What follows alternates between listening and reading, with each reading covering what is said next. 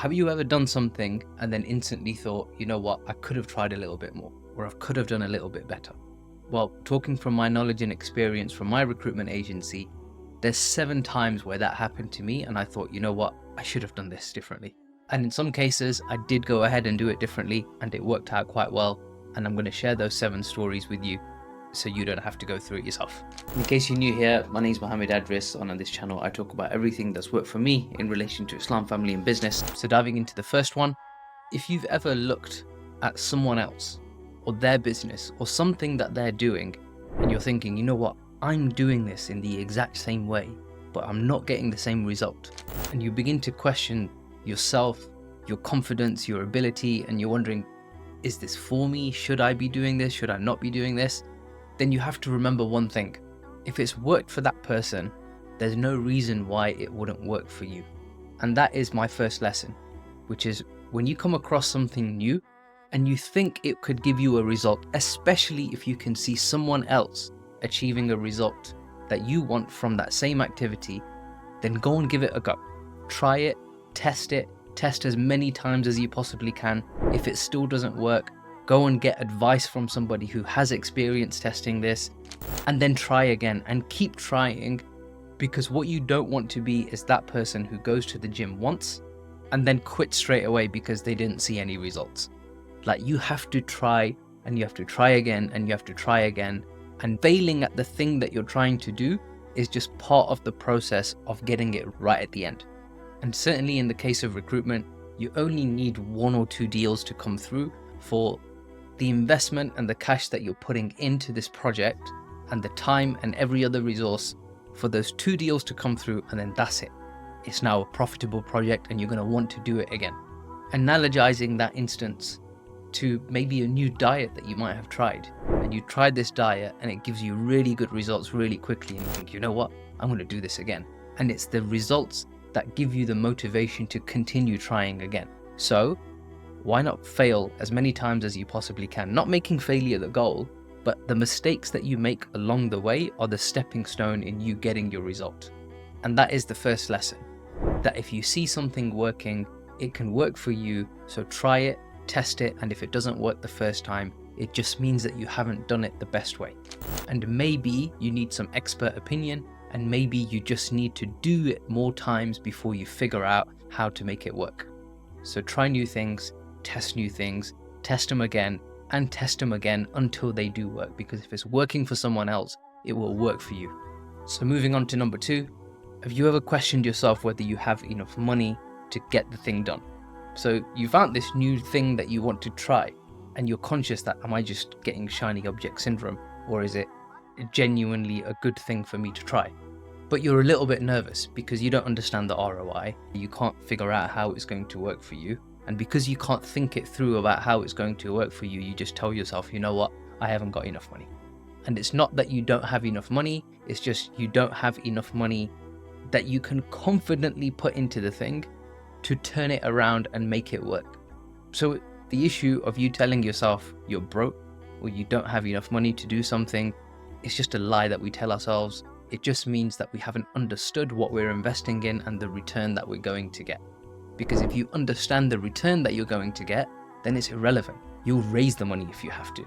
Because if you get a bill that comes through where you've got to pay your rent 1 month, or you've got to pay for a license for a subscription of some sort, you never turn around and say, I don't have enough money for it.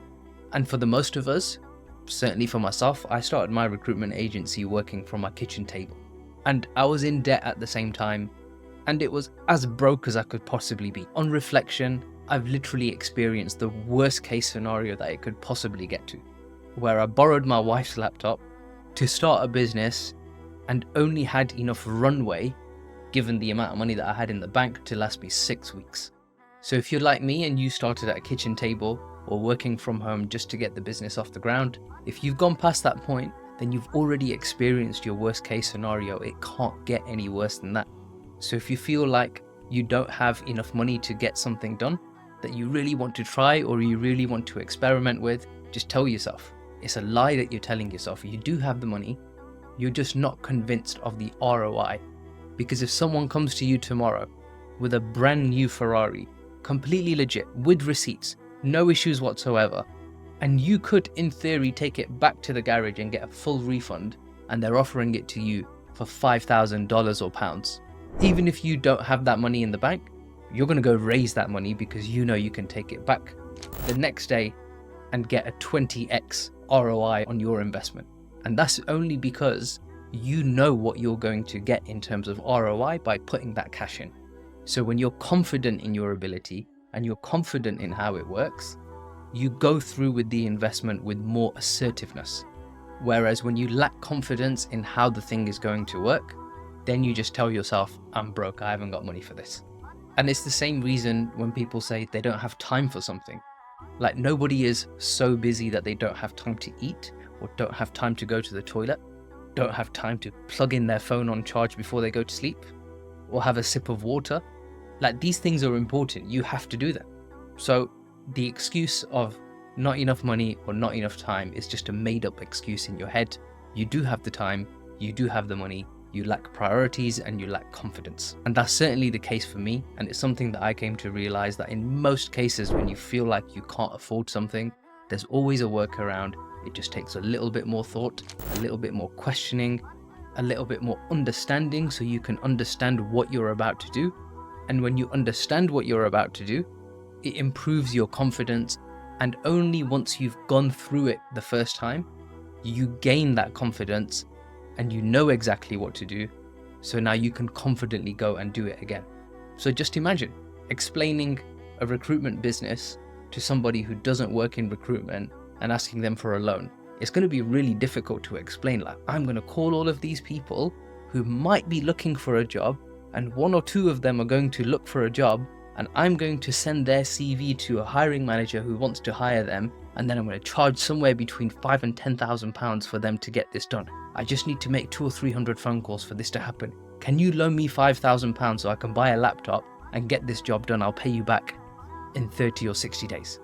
Like, trying to explain that to someone who has no idea about recruitment doesn't make sense. But for the average recruiter, it's like, yeah, that's how I go and make money. So it's got nothing to do with time. It's got nothing to do with how much money you have in the bank. It's all about how much confidence you have. And the reason why you're delaying some decisions is because you lack the confidence in it. So to mitigate that, allocate a certain amount of your income for experimental expenditure that you can blow on whatever you want, just for testing, to see if there's something that comes about.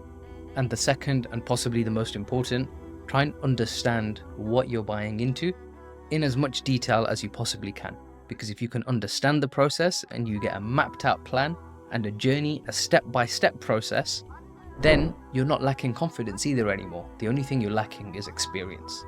And you're only going to get that by doing it. And that was something that applied to me the first time that I considered getting a LinkedIn recruiter license. When I first came about it, I was like, nah, that's too expensive. It's not worth it. I don't see the ROI in it. Whereas my business partner, he was saying, look, I've used this. I see the ROI in it and it's worth it. And I reluctantly agreed to it, only to see the ROI a few months later and was like, okay, let's go and get another license. And that brings me on to the third point, which is actually the equal and opposite of what I've already mentioned. Meaning that you should make decisions faster, especially if that relates to poor performing employees. So if you have somebody who's not working out in your team, the longer you delay the decision, the more it costs you, the more mental space it consumes, the more you get frustrated, and the more sour it turns right at the end. So if you're ever in a situation where you've hired someone and you feel like, you know what, this isn't going to work out, and you have those doubts in week 1, and you have those doubts in week 2, and you have the doubts in week 3, then guess what? You're probably going to have them in week 4 and in month 4. And there may be other concerns or problems like gelling in with the team. If after 3 or 4 weeks you feel like this is not going to work out, the chances are in month 4 you're going to have the same problem, and in month 10 you're going to have the same problem, and in month 18 you're going to have the same problem, and all the time you're just going to be thinking, why did I not get rid of this person? So lesson number 3 actually has 2 things in it. One is get rid of poor performers fast, and secondly, make decisions as fast as you possibly can. Moving on to point 4, if you've ever tried to figure something out and it's not working, it's because you don't know how to do it. Simply put. So the best thing that you can do is just seek expert advice from people who have already done the thing that you want them to do. For those of you who see my post, I went to see Alex Hormozy so that I can get some coaching from him. And depending on when you're watching this video, it might already be out, but there will be a YouTube video coming out explaining what I learned.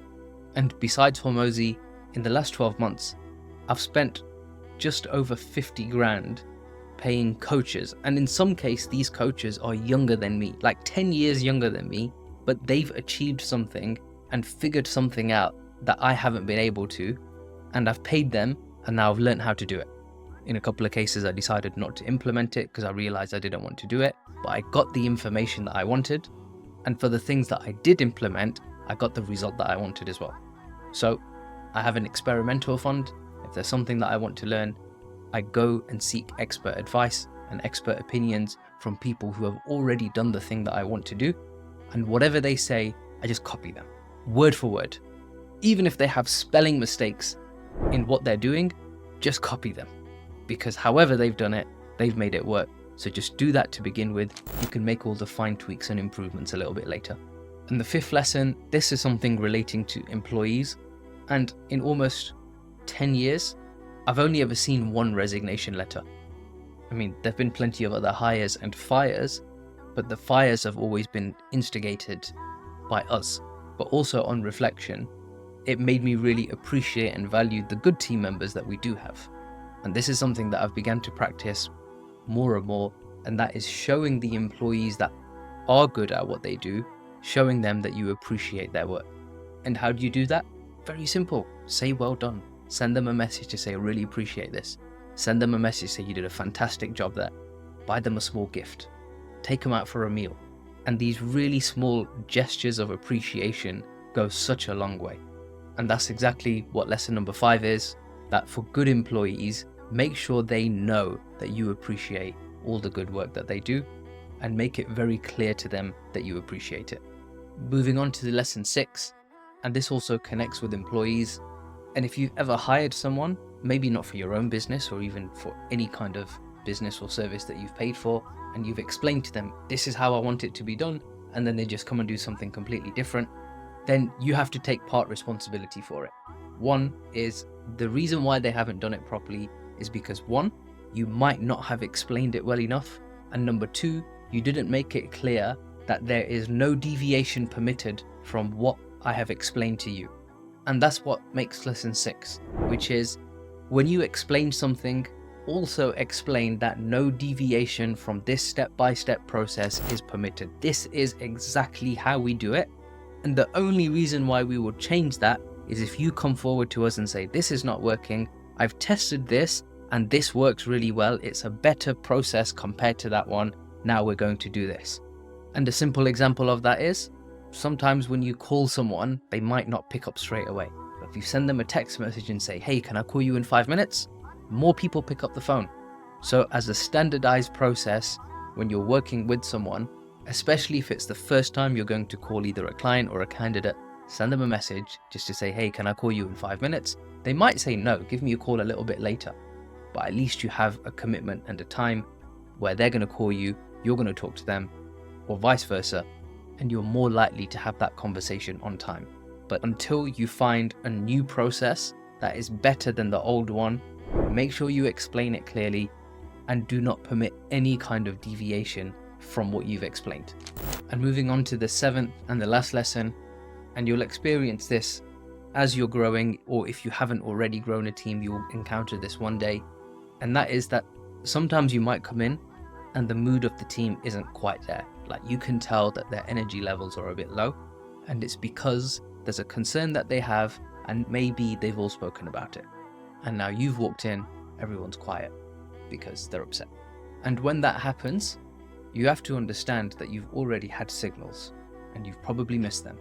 They've been airing their concerns and their worries to you either subtly or directly over the last few weeks or even days, and you've either ignored them or not taken them seriously.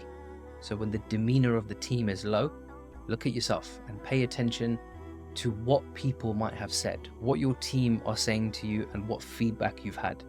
Because the feedback that you get from your team should influence the direction of what you're going to invest in and what you're not going to do and what you're going to change. And the reason why that feedback is so valuable is because your team are doing more granular activities compared to what you are. And that's why their feedback as people on the ground is more valuable than any other person's feedback. So lesson number 7, as much as being an entrepreneur requires you to have dedicated focus, always have a listening ear for your entire team, because they're going to be giving you problems that exist in your business. And if you don't solve them, they're either going to get worse or you could be losing some of your best team players. So there's 7 problems that I encountered and I got past, and thought processes that I've been through. Hope you've enjoyed it. I'll see you in the next one.